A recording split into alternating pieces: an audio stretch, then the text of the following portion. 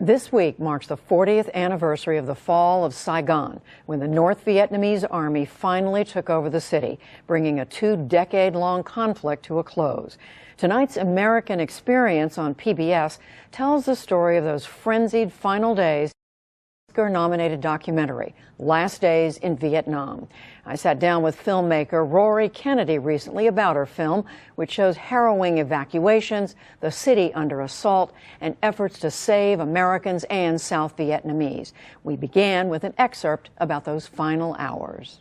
That morning, CIA choppers began picking up evacuees off the roofs of buildings around the city and bringing them to the embassy.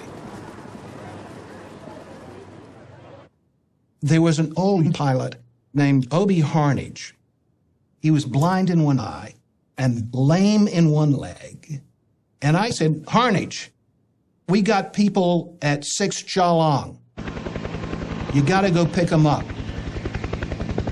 It was the deputy CIA station chief's apartment building. There were a number of very high-risk Vietnamese, including the defense minister of South Vietnam, all waiting to be rescued. As they climbed up the ladder to the roof, a photographer took that famous photograph. Many people thought that was the U.S. Embassy. It wasn't. But it indicated to what extent chaos had descended on this entire operation.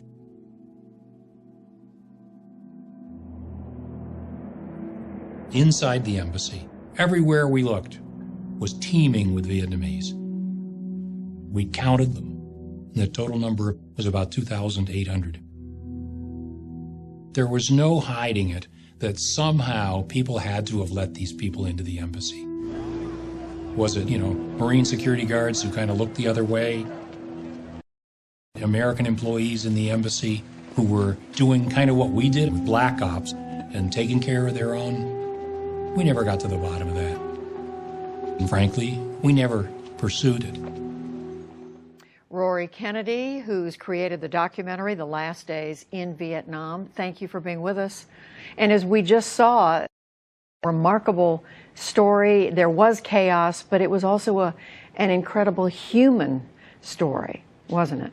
It is a human story, and I think that the film ultimately is a reminder of the human cost of war. The way we tell the story, we don't have a narrator, we don't have any historians. It's all people who were in Saigon, who were on the front lines, and telling us what happened. And it really is told like a thriller. These extraordinary events unfold, and the people on the ground acted with incredible courage. And I think one of the things that's remarkable about the story is it's really been largely untold. I think it's a story we think we know. For example, that helicopter, we all think it was on top of the embassy. It wasn't on top of the embassy. And that's what we know of the story, but we don't know what happened. And I think for the first time, this story is told in this film, and it's really eye-opening. Well, you said we think we know so much, and it's true. So much has been written and said and filmed about Vietnam. What drew you back to it, and especially what drew you back to those final hours? Well, I think in part I felt that this story hadn't been told and needed to be told. I think that Vietnam is a seminal moment in our nation's history. And to go back and tell the story of these final days seemed important, but also timely.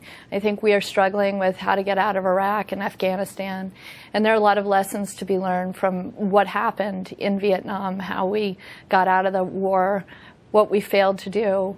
Our responsibility to the people left behind, particularly the people who worked so closely with Americans, who, because of their association with the Americans, faced greater vulnerability. There were some truly courageous people, are truly courageous people in the telling of this story. In fact, you focus on the heroes, the ones who went against what they were being told by their bosses, whether it was the White House or the ambassador, and worked very hard to get as many Vietnamese out as possible.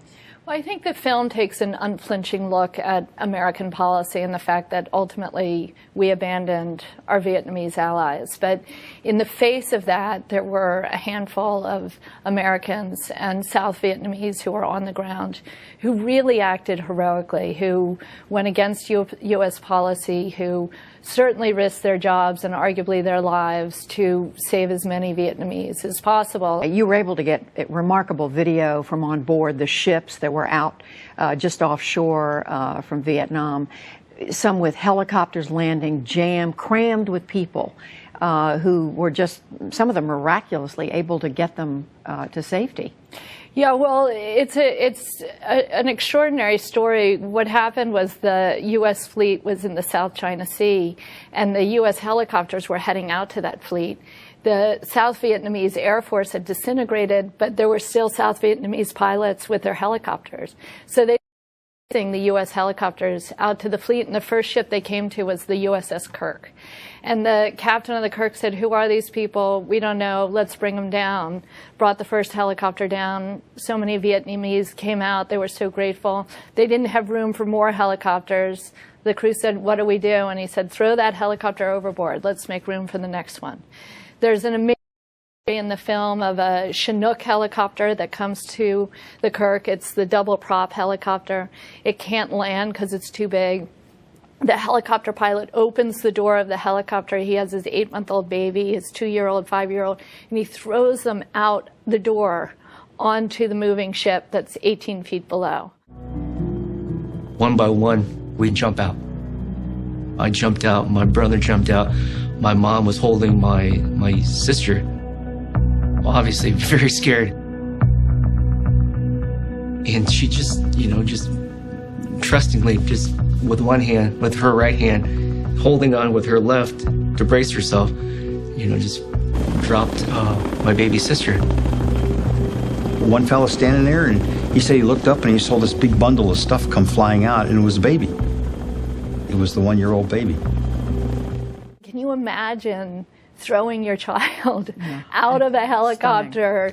And the baby was caught. And the baby was caught by the crew, and it's all on film. And there's story after story like that in this film that, I certainly didn't know going into this, and it's just been a great honor to be able to share it with people. Is part of this to say it wasn't all bad, that there were, as you just said, there were people who were doing things, who were trying to save as many South Vietnamese as they could, who had been important to Americans? It's what happened on the ground. We really tell the story of what was going on in Saigon in those last 24 hours. The airport was bombed.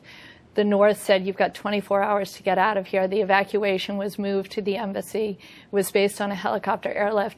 So the perspective we tell is what was going on at that airport, what was going on in the embassy, what was going on in the fleet, what were the helicopter pilots doing, what about the Marines who were left behind, what was happening. And the reality was they were doing everything they could to save South Vietnamese.